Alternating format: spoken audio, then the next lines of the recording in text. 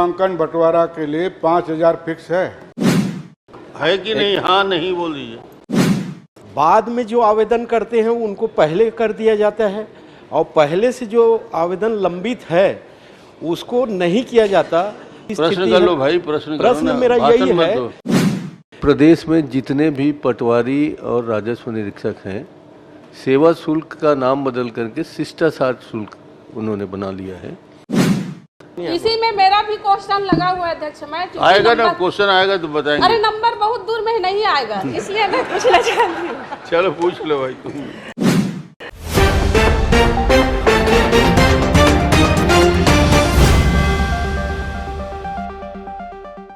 स्पर्श multi speciality hospital अब gastroenterology की सुविधा के साथ आपकी सेवा में, साथ ही दे रहा है एम्बुलेंस के लिए टोल फ्री नंबर की सुविधा 180030091616। आपके अधिकारियों के द्वारा कई जगहों में नामांकन बंटवारा के लिए 5,000 फिक्स है।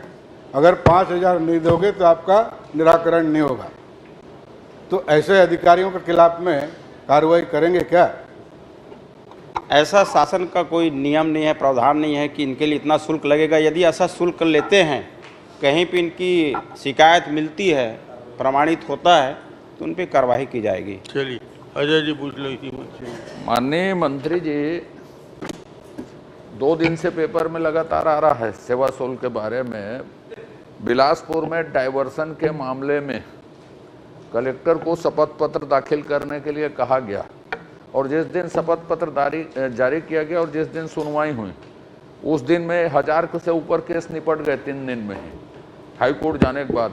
तो क्या ऐसी घटना बिलासपुर में घटी कि डायवर्सन के मामले में शासन के ऊपर आरोप लगा के हाई कोर्ट में कोई आदमी गया है? क्योंकि भूमि विवाद से ही संबंधित है डायवर्सन, नामांतरण, इसकी जानकारी शासन को है?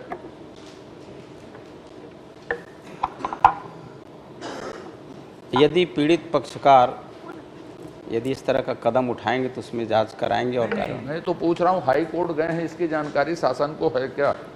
शासन के खिलाफ कलेक्टर को शपथ पत्र दाखिल करने के लिए कहा गया, तो ये मालूम सेवा शुल्क लिया जाता है इस आरोप के साथ कोई आदमी हाई कोर्ट गया है, इसकी जानकारी है कि नहीं है? हाँ नहीं बता दीजिए। है कि नहीं? हाँ नहीं बोल दीजिए। पेपर के माध्यम से जानकारी में विभाग के लोग बैठे, विभाग के हिसाब से। चलिए ठीक है, पेपर से जानकारी मिली। पेपर से मुझे भी जानकारी मान्य उतना ही बता रहे हो अध्यक्ष महोदय। चलिए धर्म जी। माननीय अध्यक्ष महोदय, मंत्री जी, एक विवादित प्रकरण और अविवादित प्रकरण, चाहे वो नामांतरण का हो, बंटवारा का हो, तो आने के बाद में जो समय का जो अवधि है, तो विवादित में तो ऐसा है कि उसका पूरा प्रोसीजर और पूरा प्रक्रिया करते करते जब तक गवाही लेकिन इसमें अविवादित में पक्षकार आगे खड़े हो गए, बातचीत हो गई, उसके बाद में केवल उसका निराकरण करना है। उसमें भी साल भर 1.5 साल तक घूमते रहते हैं, 2 साल तक घूमते रहते हैं, पता नहीं क्यों इंतजार करते रहते हैं। इसलिए मैं ये कहना चाहता हूँ, क्या उसमें समय सीमा निर्धारित करेंगे क्या? अविवादित में 3 महीना हो, 6 महीना हो, कि उसके अंतर्गत में उसका निराकरण हो जाए। चलिए अविवादित, बहुत सरल प्रश्न। माननीय अध्यक्ष महोदय, अविवादित प्रकरण में उसका समय सीमा निर्धारित है 3 महीने के अंदर। यदि 3 महीने के अंदर यदि निराकरण नहीं होता तो पीड़ित पक्षकार को अधिकार है कि वो उनके खिलाफ आवेदन कर सकता है, पेनाल्टी लग सकती है अधिकारियों के ऊपर। माननीय अध्यक्ष महोदय, ठीक, आपके माध्यम से मैं माननीय मंत्री जी से जानना चाहूंगा, आप लोग प्रश्न क्यों नहीं लगाते?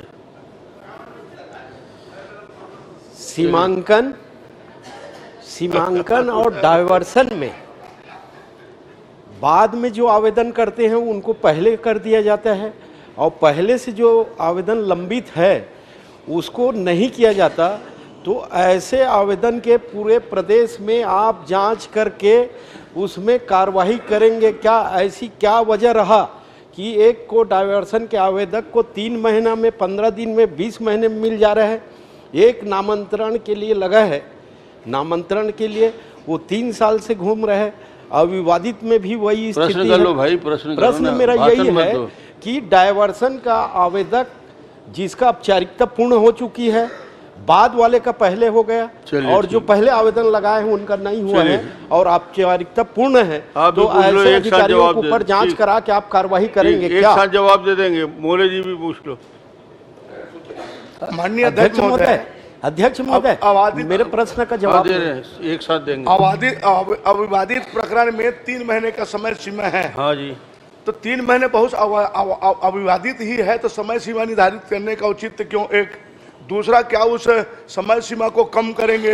1 महीने में क्यों नहीं हो? तो पटवारी खुद रहता है, उसको तो दस्तखत मारना है, करना है, अविवादित है। और कार्रवाई अगर 3 महीने में नहीं हुआ तो उसके ऊपर कितने कार्रवाई हुए बताएंगे क्या? चलिए। माननीय अध्यक्ष महोदय, किसानों की जो समस्याएं हैं, भूमि स्वामी की समस्याएं हैं, जो लंबित प्रकरण हैं, उनका कैसे त्वरित गति से हम निपटारा करें, इसके विषय में भी हम विचार कर रहे हैं। माननीय पुन्नूलाल जी मोहिले ने कहा भी कि जो अविवादित है उसमें 3 महीने का समय सीमा क्यों, तो इस पर भी हम विचार कर रहे हैं कि समय सीमा को घटा सकते हैं क्या? हम सचिव नहीं, स्तर भविष्य पे- में शिविर लगा के जी जी एक विधानसभा में 3-3, 4-4, 5-5 जगह जी। ऐसे मामले के निराकरण के लिए कोई जी। कार्य योजना बना के काम करेंगे जी, तो जी। 6 महीने में, साल भर में समयबद्ध होगा जी, जी। और पूरा रजिस्ट्रेशन होगा, सबका क्लियर हो जाएगा। जी, तो जी। ऐसी कोई कार्य योजना बनाएंगे हाँ क्या? जी, शुरुआत किए हैं माननीय अध्यक्ष महोदय, और कितना अच्छा कर सकते हैं, पारदर्शिता आ सकती है, किसानों को चक्कर मारना मत पड़े, इनके विषय में विचार कर रहे हैं और अच्छा से अच्छा एक योजना बना करके जो भूमि स्वामी है, किसान है, और सेवा शुल्क ना लगे। जी, ये जी। प्रश्नकर्ता का मूल प्रश्न यही है। जी। चलिए, अध्यक्ष महोदय, शेष- इसी आप- में मेरा भी क्वेश्चन लगा नेता है। जी, 1 मिनट, नेताजी पूछेंगे। सर, अक्सर माननीय मंत्री जी को ये मैं बताना चाहूँगा कि प्रदेश में जितने भी पटवारी और राजस्व निरीक्षक हैं, सेवा शुल्क का नाम बदल करके शिष्टाचार शुल्क उन्होंने बना लिया है। जब तक आप शिष्टाचार का शुल्क वहाँ नहीं अदा करेंगे तब तक नहीं होता। तो सेवा शुल्क तो है ही नहीं, शिष्टाचार शुल्क को देना पड़ता है। चलिए। हमको भी देना पड़ता है, आपको भी देना पड़ सकता है सर। चलिए, समाप्त करेंगे क्या?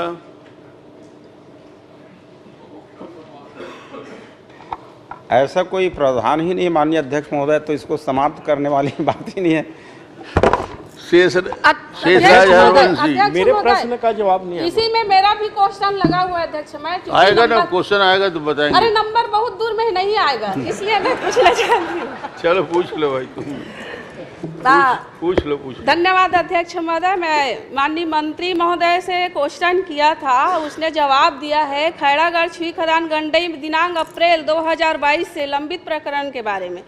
तो माननीय मंत्री महोदय जी ने जवाब दिया है नामांतरण में 162 लंबित है, सीमांकन में 90 है, डायवर्सन में 25 है, बंडांकन में 9 है, फौती में 6 है, नया पुस्तिका में 105 है और खाता बंटवारा में 122, टोटल 519 प्रकरण लंबित है।